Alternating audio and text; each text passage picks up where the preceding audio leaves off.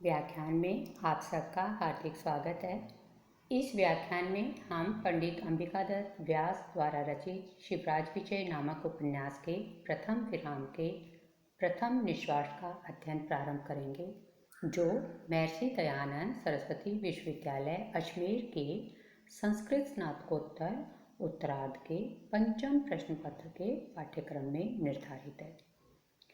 उपन्यास का क्रमबद्ध अध्ययन करने से पूर्व संक्षिप्त परिचय कराना उपयोगी होगा, जो इस तरह से है।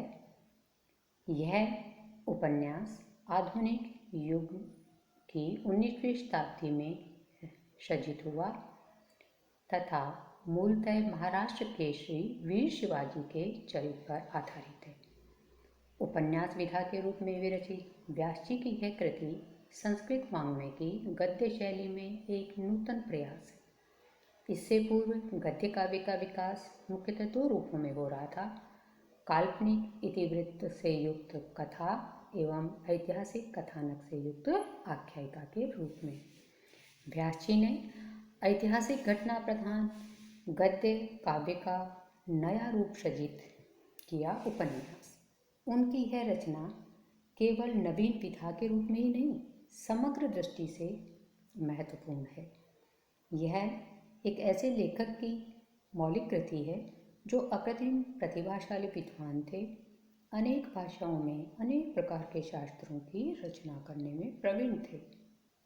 उनकी साहित्यिक सृजन शक्ति इतनी प्रबल थी कि एक घड़ी में 100 पद्यों की रचना कर सकते थे और 100 प्रश्नों को एक साथ सुनकर उनका उसी क्रम में उत्तर देने की अद्भुत योग्यता रखते थे, जिसके कारण उनको शतावधान तथा घटिका शतक उपाधि प्राप्त हुई थी।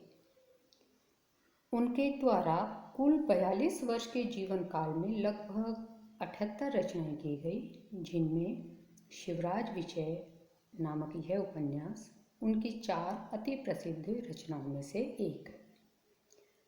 संस्कृत गद्य साहित्य में दंडी, सुबंधु तथा बाण के पश्चात व्यास जी का नाम ही सर्वाधिक आदरास्पद माना जाता है। देशभक्ति के उत्थान काल में रचित होने से यह उपन्यास जन जागरण में बहुत उपयोगी सिद्ध हुआ है। इसके नायक वीर शिवाजी देश, जाति एवं धर्म के समुद्धारक, व्रती, राजनीति निष्णात, भारतीय संस्कृति एवं जीवन मूल्यों के संरक्षक एवं प्रतिनिधि थे, जो सनातन धर्म की रक्षा के लिए अपने प्राणों को न्यौछावर करने में तत्पर रहते थे। इस रचना में उनके देश प्रेम, अद्भुत शौर्य एवं पराक्रम का अत्यंत प्रभावी वर्णन किया गया है। उपन्यास के 6 तत्वों कथानक, संवाद, रचना शैली, चरित्रण, देश काल तथा उद्देश्य, इन सभी के आधार पर समीक्षा करने से यह उत्कृष्ट कोटि का उपन्यास सिद्ध होता है। उपन्यास की अनेक विधाओं में से यह ऐतिहासिक उपन्यास है। ऐतिहासिकता की समीक्षा के आधारभूत 3 तत्वों पात्र योजना, चरित्रण तथा घटनाओं के वर्णन की दृष्टि से देखें तो भी यह श्रेष्ठ ऐतिहासिक उपन्यास सिद्ध होता है। इसमें इतिहास एवं साहित्य अर्थात कल्पना का अद्भुत समन्वय हुआ है। उपन्यास का प्रधान रस वीर है। हास्य, शांत, विभत्स भी यत्र तत्र विद्यमान है। भाषा शैली वर्णन के अनुरूप है। अलंकारों का प्रयोग स्वाभाविक रूप में हुआ है और इसके जो सुंदर मार्मिक संवाद हैं वो इस उपन्यास की अनूठी विशेषता है। इसकी कथावस्तु 3 विरामों में विभक्त है। प्रत्येक विराम 4 निश्वासों में विभाजित है और जो प्रथम विराम हम पढ़ेंगे, उस प्रथम विराम का प्रथम निश्वास हम पढ़ेंगे, उसकी कथावस्तु संक्षेप में यह है कि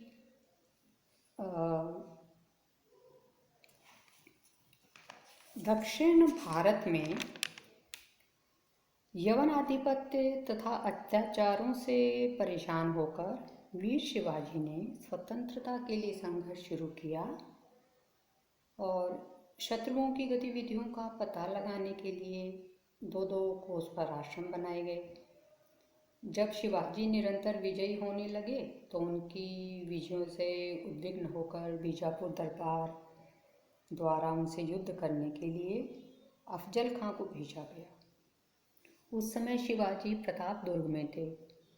अफजल खां ने वहाँ भीमा नदी के किनारे पर डेरा डाल दिया और निश्वास के अध्ययन से पता चलता है कि बीजापुर के शासक संधि के बहाने शिवाजी को पकड़ना चाहते थे, किंतु इसका पता शिवाजी को एक घटना से लग गया। घटना यह है कि एक यवन गुप्तचर बीजापुर दरबार का पत्र लेकर जा रहा था, तब रास्ते में उसने एक ब्राह्मण कन्या का अपहरण किया, जिसको एक आश्रम के अध्यक्ष ब्रह्मचारी गुरु के दो शिष्यों गौर सिंह और श्याम सिंह द्वारा बचा लिया गया। गौर सिंह द्वारा यवन गुप्तचर का वध किया गया। तब बीजापुर दरबार का वह गुप्त संदेश उसके वस्त्रों में से गौर सिंह ने प्राप्त किया। इस प्रथम निश्वास में ही गौर सिंह, श्याम सिंह, ब्रह्मचारी गुरु इत्यादि पात्रों का अत्यंत सुंदर चित्रण हुआ है, जो हम अध्ययन करते समय देखेंगे। और जैसा कि संस्कृत वाङ्मय की परंपरा रही है कि ग्रंथ का प्रारंभ मंगलाचरण से होता है, तो उसी परंपरा के अनुरूप शिवराज विजय नामक इस उपन्यास का प्रारंभ भी मंगलाचरण से हुआ है। मंगलाचरण के रूप में दो सूक्तियाँ उद्धृत हैं, जो इस प्रकार हैं।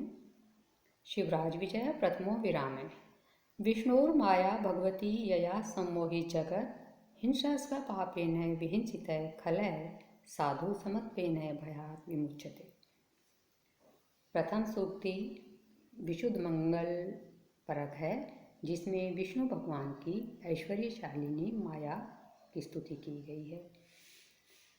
क्या कहा गया है कि विष्णु भगवती माया, यह विष्णु भगवान की ऐश्वर्यशालिनी माया है, यया जिसके द्वारा जगत सम्मोहित, संपूर्ण जगत को सम्मोहित किया गया है, अर्थात जिसने संपूर्ण विश्व को मोहित कर रखा है।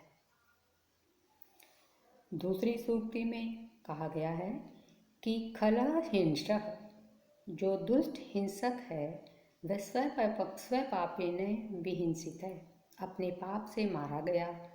और साधु समत्वेन भयात् विमुच्यते, सज्जन समत्व भाव के कारण, राग द्वेष आदि से रहित भाव के कारण भय से मुक्त हो जाता है या भय से मुक्त हो गया। इस प्रकार यहाँ इन दो सूक्तियों में से प्रथम सूक्ति के द्वारा भगवती माया का स्तवन किया गया है और दूसरी सूक्ति के द्वारा इसमें दुष्ट विनाश और सज्जन संरक्षण का निर्देश कर शिवराज विजय नामक इस उपन्यास के नायक वीर शिवाजी की विजय और यवन शासक के विनाश को सूचित किया गया है। यहाँ भगवती जो शब्द है, ये इसमें भग शब्द से मतुक और गी प्रत्यय होकर यह शब्द बनता है। भग कहते हैं समग्र ऐश्वर्य, धर्म, यश, श्री, ज्ञान और वैराग्य, इन छह को भग कहा जाता है। तो ये भगवान विष्णु की जो माया है वो समग्र ऐश्वर्य से युक्त हैं। आगे के गद्यांश में सूर्य भगवान का वर्णन किया गया है और यह वर्णन एक गुरु सेवन में पटु ब्रह्मचारी बालक के द्वारा किया गया है, जो प्रातःकाल उठता है और बाहर आकर देखता है कि सूर्योदय हो गया है। तो वह सूर्य कैसा है इसका स्तवन करता हुआ अपनी पर्णकुटी से सूर्य देव को प्रणाम करते हुए बाहर निकलता है। पढ़ते हैं गद्यांश। अरुणय एषः प्रकाशः पूर्वस्यां भगवतो मरीचिमालिने। पूर्वस्यां पूर्व दिशा में भगवतः मरीचि मालिने, भगवान सहस्रों किरणों के स्वामी अर्थात सूर्य, भगवान सूर्य के का अरुण एष प्रकाश है, यह लाल प्रकाश है। पूर्व दिशा में भगवान सूर्य का यह लाल प्रकाश फैल गया है या व्याप्त है। सूर्य के प्रकाश को देखकर ब्रह्मचारी जो ब्राह्मण बालक है वह कह रहा है कि पूर्व दिशा में भगवान सूर्य का जो लाल प्रकाश व्याप्त है। कैसे हैं सूर्य भगवान? तो आगे बताता है कि एष भगवान मणि आकाश मंडल से, ये सूर्य भगवान आकाश मंडल के मणि हैं अर्थात रत्न हैं। यहाँ जो प्रथमा विभक्ति में शब्द आएंगे वो सूर्य भगवान के विशेषण होंगे और उनका जो संबंध जिससे बताया गया उसमें षष्ठी विभक्ति आएगी। तो अर्थ हुआ कि एष भगवान, ये भगवान हैं, सूर्य भगवान हैं। क्या है? मणि, मणि है। किसके? आकाश मंडल से, आकाश मंडल के रत्न हैं। चक्रवर्ती खेचर चक्र से तथा नक्षत्र समूह के चक्रवर्ती हैं। खेचर कहते हैं जो आकाश में विचरण करते हैं नक्षत्र वगैरह, तो उनके ये क्या हैं? चक्रवर्ती हैं। और क्या हैं? आगे बताते हैं कि कुंडलम आखंडल दिशा तथा आखंडल दिशा के कुंडल हैं। आखंडल इंद्र, इंद्र की दिशा कौन सी? पूर्व दिशा, तो पूर्व दिशा के ये कुंडल हैं। दीप को ब्रह्मांड भांड से तथा ब्रह्मांड समुदाय रूपी जो घर है उसके ये दीपक हैं। दीपक किसके? ब्रह्मांड भांड के, ब्रह्मांड समुदाय रूपी घर के ये दीपक हैं।